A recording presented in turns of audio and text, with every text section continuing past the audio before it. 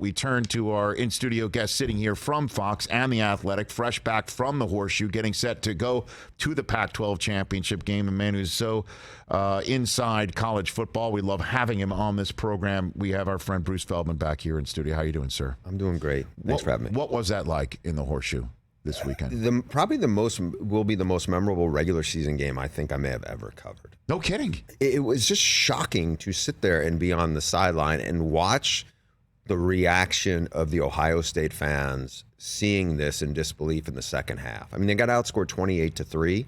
I think when you saw the beginning of the game, at one point it's 10-3, and you feel like Ohio State should be up like 20-3.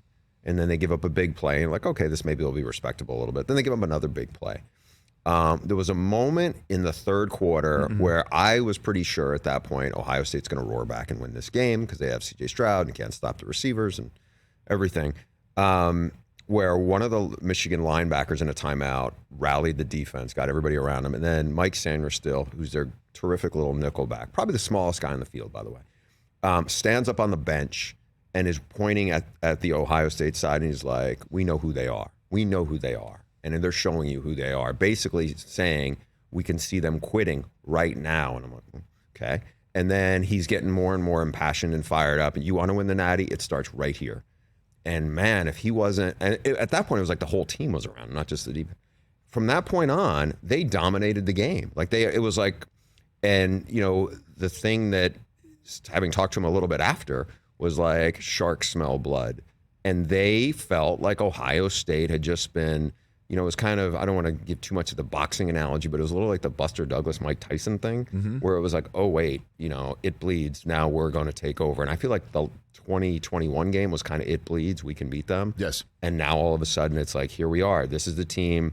You know, I wrote a lot about this on The Athletic in the last couple of weeks about how Michigan was like, we probably can't out personnel them, but we can out culture them and we can out physical them, and that's how you beat them. And Jim Harbaugh has worked towards it, and the staff and everybody bought in, and it was really impressive to see. But the out physical didn't really happen, at least on the offensive side of the ball for Michigan towards Ohio State's defense. I mean, I'm not an all 22 guy, so I wasn't seeing how physical it might have been outside the numbers would say Marvin Harrison Jr., who is a complete beast. Yeah. And I know he's going to be a tremendous pro when he does get there. But the out physical didn't really occur until that fourth quarter. Until they broke. Right, until they broke. But the other thing I would say is, you know, knowing the Ohio State side, they were doing everything they could to stop the run. And by the way, obviously, as you know, Blake Corum was limited. And on top of that, you have Donovan Edwards. I mean, if you watch the runs, because he comes out in warm-ups, he's got a hard cast on his hand. Yeah. And it's like, okay, he's probably not going to be a factor as a receiver today, which is a big difference. But then even he's carrying that ball in essentially what you would think is the wrong hand on those plays.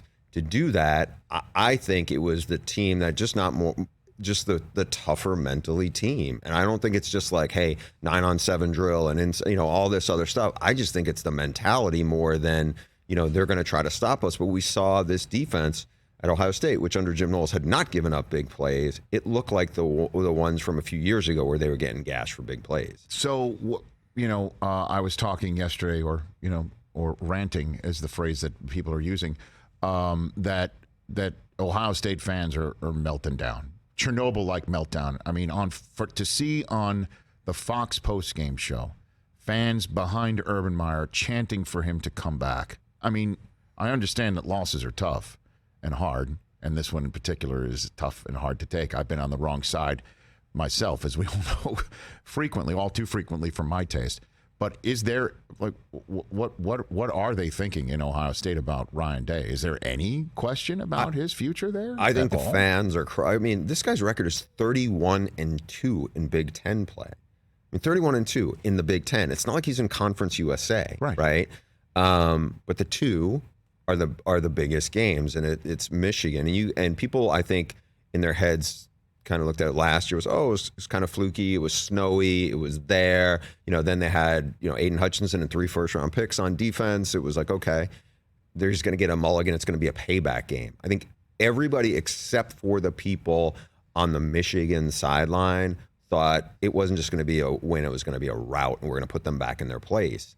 You know, look, Urban Meyer lost games that you would think, how would they lose to Purdue and get blown out? How would they lose to Iowa and get blown out? I mean, even when they lost to Michigan State, that was a better team, but it wasn't like, but it was that game, right? But I think so much of it is like Jim Harbaugh and Michigan has adjusted how they prepare for really this, they built everything around the Ohio State matchup.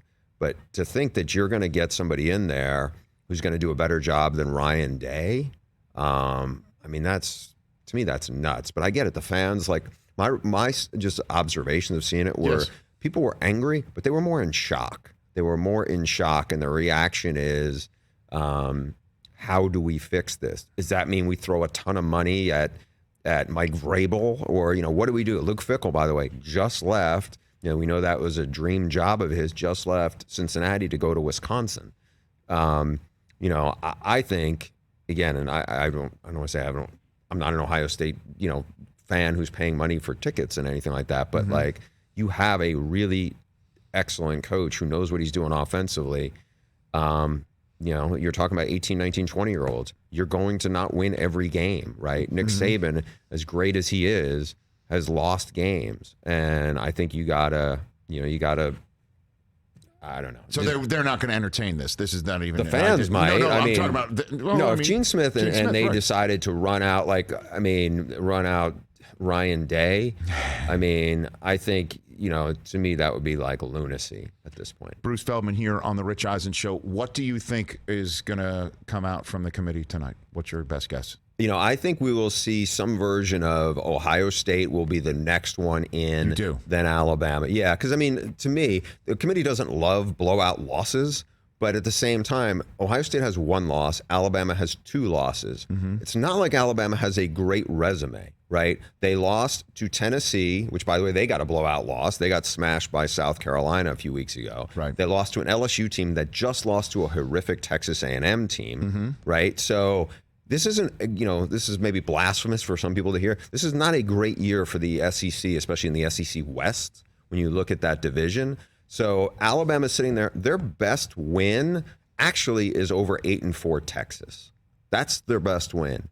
Ohio State, they got smashed at home by Michigan last week. Ohio State has one better win than anything Alabama has. They went to Penn State, and Penn State is going to be a top 10 team. They may be as high as 8, and they beat them.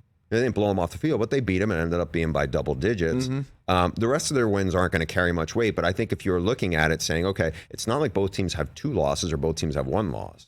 Alabama has 2 losses. And by the way, Alabama came within a play of losing to Texas A&M. They were very lucky to win at Texas in that game, whereas Ohio State only has 1 loss. And the reality is they played a bad half. They played one really bad half where they got outscored 28-3. But I think it's harder to justify Alabama being above them than Ohio State. So it truly is the amount of losses is the only metric that they're going to be paying attention to. Again, Penn State, that win over Penn State is better than anything Alabama has. This is a top 10 win on the road. What does Alabama have that matches up with that? Nothing from this year. It's all from stuff Nick Saban did previously. So where do you think they rank Georgia and Michigan then? I think Georgia's 1. I think Michigan is 2. I think the interesting part, and to me, I think USC will win the way they're playing. I think they will avenge their 1 loss against Utah. The thing that I'm more curious about is what happens in the Big 12 title game. TCU is a good team, and they have had a terrific year. The team they are playing is a really dangerous team because, having done a couple of Big 12 games this year, the coaches in that league think the best coach team is K-State. They're a very dangerous team. They're hard to, they constantly adjust in game. They beat them once before. It's hard to beat a team twice. If K-State knocks them off, now if K-State blows them out, that's probably another story. But if K-State knocks them off, I still think TCU ends up in the playoff because they would have 1 loss. So TCU loses to Kansas State. They tell Ohio State that just lost to Michigan. Sorry. Is that what you're saying? I think that would be the case. I'm not positive, but I think that would be the case because, again, if they get embarrassed in the game, but they've already beaten Kansas State, they would be a 12-1 team as opposed to an 11-1 team. I think. I'm not sure of that, though. No, I know. You never know. I've got Bruce Feldman here from Fox as well as The Athletic here on the Rich Eisen Show. I'm just going to ask this question. I know it sounds infused when I ask it, but how does Hugh Freeze get a job in the SEC again? You know, the SEC and especially Auburn, it's really all about, can you win there or not? They're not, you know, it has nothing to do with whether you're graduating players or anything like this. He has a lot of scandalous baggage. Can you run through it for people here? We don't even have enough time. I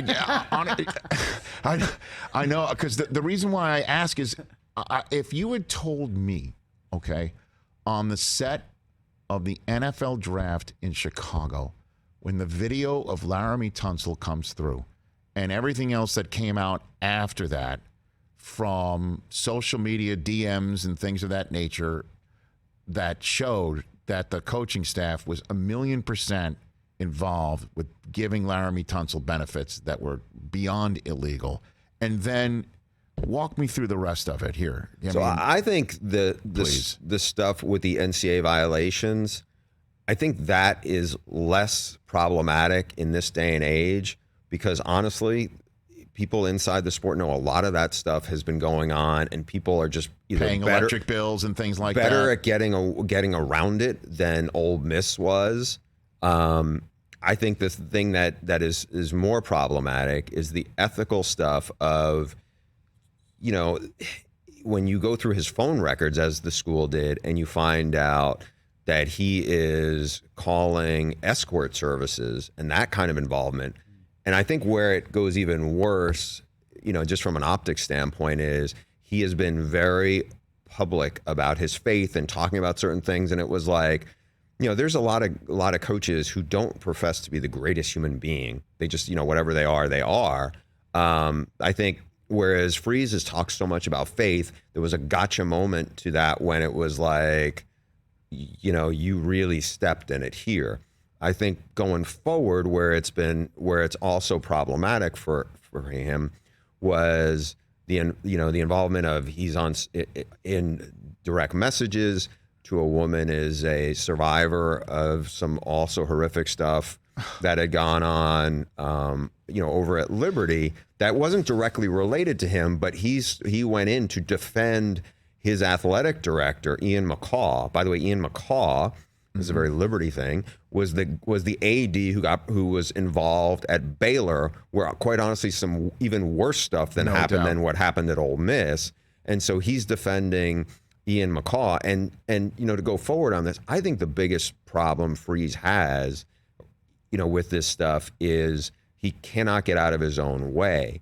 And so sometimes I think he can, through insecurity or whatever, he feels like he needs to win over and people who are skeptics of him, or people question him or question the people around him, rather than just, there's a bunch of coaches who just, they don't care. They don't care. Whereas I think he cares about that perception. He fights it. He ends up getting trapped into it in like quicksand. And at the end of the day, if you're Auburn, they just want a guy who can win in the SEC, and they know he can. They know he can beat Nick Saban. He's a really good play caller. He is a really... Yeah, but the guys that he had because he no, look at what he had at... Wait, in his defense, when he got to Liberty, like nobody was talking about Malik Willis. And I understand that. And we had Hugh Freeze on this program, and I didn't ask him about anything of what we've just discussed. He couldn't have been nicer and kinder, because we had him on to talk about Malik Willis before the draft, because I was curious about the kid and what he was doing there. And he came on, and like I said, he couldn't have been more personable and whatever. But we're now talking about an SEC program, and I also have a little bit of an axe to grind too. Your colleague, our colleague, I guess, Brett McMurphy, put out a tweet saying that Deion Sanders... some programs were not going to touch him because of whatever might have been alleged to have happened with his Truth Academy, when he was in youth athletics in Texas. Yeah. And I'm thinking to myself, really? You're saying that about Deion, who is as above board as I think? Clearly, I am biased. I love the guy, but I would hitch my wagon to Deion Sanders 1,000,000 times out of 1,000,000 and not be concerned about anything that's below board.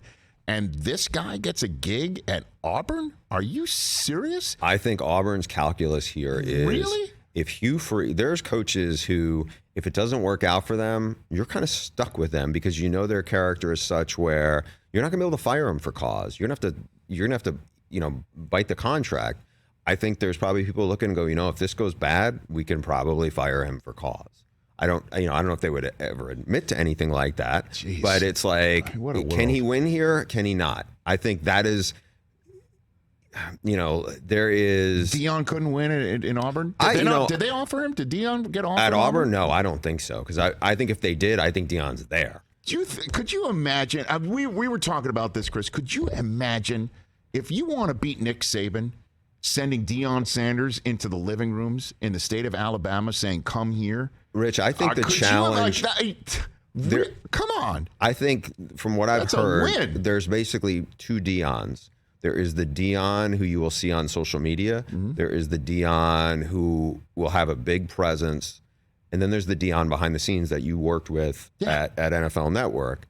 I think for some of the power brokers at the sport, not necessarily saying the athletic directors, but the power brokers at certain schools, and this is what I had heard on the Auburn side specifically, was there were some people who were uncomfortable with, when you get some of these people who are like almost like act like they're GMs of college programs, mm-hmm. they feel like they want to have some control and some influence. And with a lot of these coaches who they can go golf with or kind of get on the phone when they need to, I think they feel like they have a little bit of a control. Deion Sanders doesn't need to kiss their ring. Deion Sanders probably won't kiss their ring. And I think because of that, and also because, quite honestly, Hugh Freeze has coached in the SEC. They know he can win. By the way, you can talk about the players he got. He won with Bo Wallace, too. It wasn't like he was winning with... So I hear you. I'm not saying that he can't do it. I'm just saying... Here, I guess, just to sum it up, and then we'll move on to a couple more subjects here with Bruce Feldman. Deion may not kiss your ring, but what about him putting a ring on your finger? That's the ring we should be talking about. If I was one of these schools, I would have gone after Deion Sanders and made a bigger pitch for him. Yeah. But there's a lot of I don't know if it's fair to use the term ignorance. There's just a lot of stupidity out there. When people look and say, "Hey, this is what we want," or however we're gonna operate, and I think that's the stuff that they get twisted up in. Look, it'd be much different, I think, if Deion was at, if he was already at USF mm-hmm. and he was doing what he's doing now. I think Deion's is an SEC head coach this winter. I think it's crazy. It shouldn't matter where he's doing it. He's doing it, and he's showing how he can do it. So what is going on with Colorado? Did they offer him? Yeah, they offered him. We reported on Saturday on our Big Noon Kickoff show that, yes, he has been offered. I was told he's given it legit consideration. Part of it, I think, is because maybe Colorado is the one Power 5 school that's really willing to buy in and say, hey, we're going to give you the keys and let's see what you can do. Yeah. Now, the part that I'm curious about is... He also likes to go fishing. Colorado is a tough job. It's the worst roster probably among all the Power 5 schools right now. They're going to have to do a lot of gymnastics to get kids into school as transfers, which is something they have not been able to do of late. Right. You have an AD who has, interviewed for some other things and I think has tried to get out of there. And you also don't know how stable Colorado's position is, like conference-wise. Are they going to be in the Pac-12? What's the Pac-12 going to look like, going forward without USC and UCLA? I think there's just a lot of question marks. I mean, if you told me USF, which is not that far from where he grew up, was going to, give him everything he needs, I think Deion Sanders would be capable of winning that conference in probably 2 years.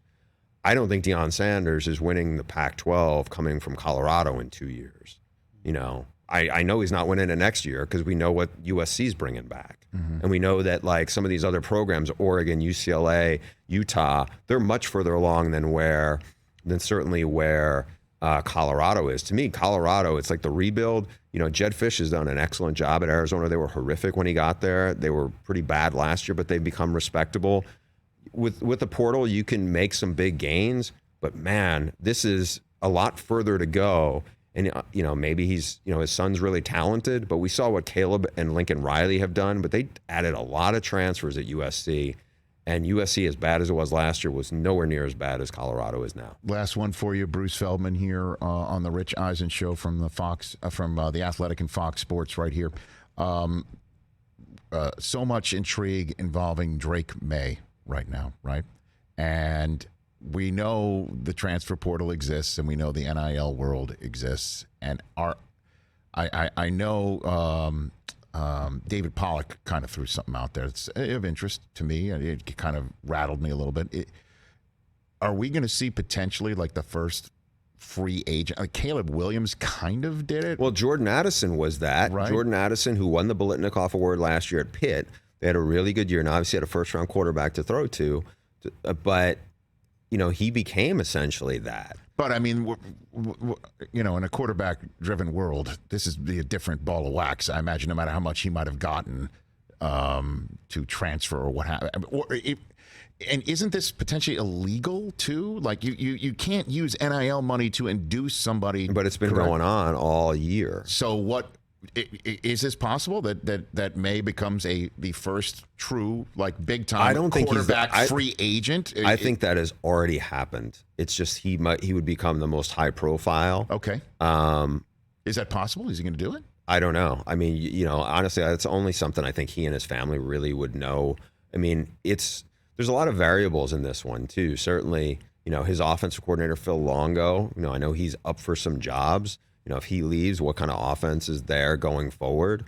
He's obviously got deep ties in Chapel Hill to the place. So, we'll see. I mean, but this is not the first one. This would be the biggest one. Mm-hmm. But, again, Jordan Addison leaving when he left, Caleb was essentially a free agent. We just, I know from having talked to him that he seriously looked at UCLA.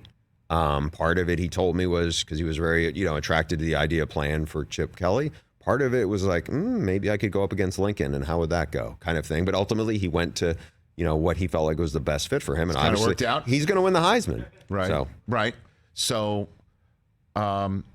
give me a year off the top of your head. Just let's have some fun before I send you out the door. What year will we see a quarterback get drafted and take a pay cut?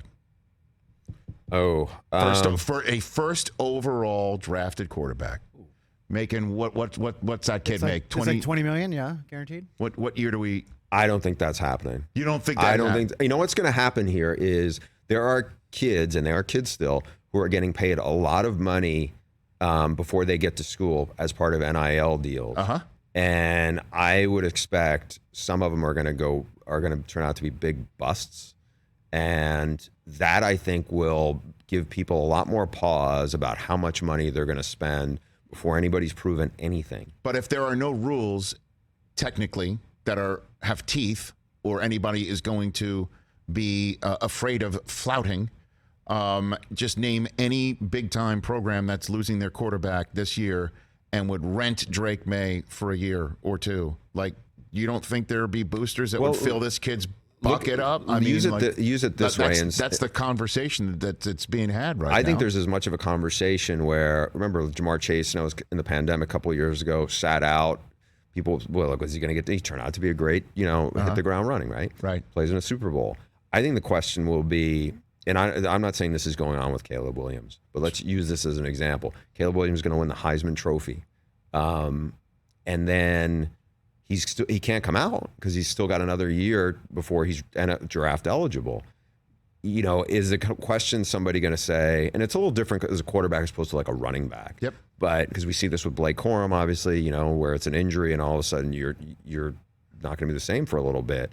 But if it's a quarterback, how much would it take for somebody to go, I don't know if I want to, risk injury or whatever, because I know I'm going to make that money. Like Caleb Williams does not need to do anything from this point forward, and he will still be a top 2 pick when he comes out, right?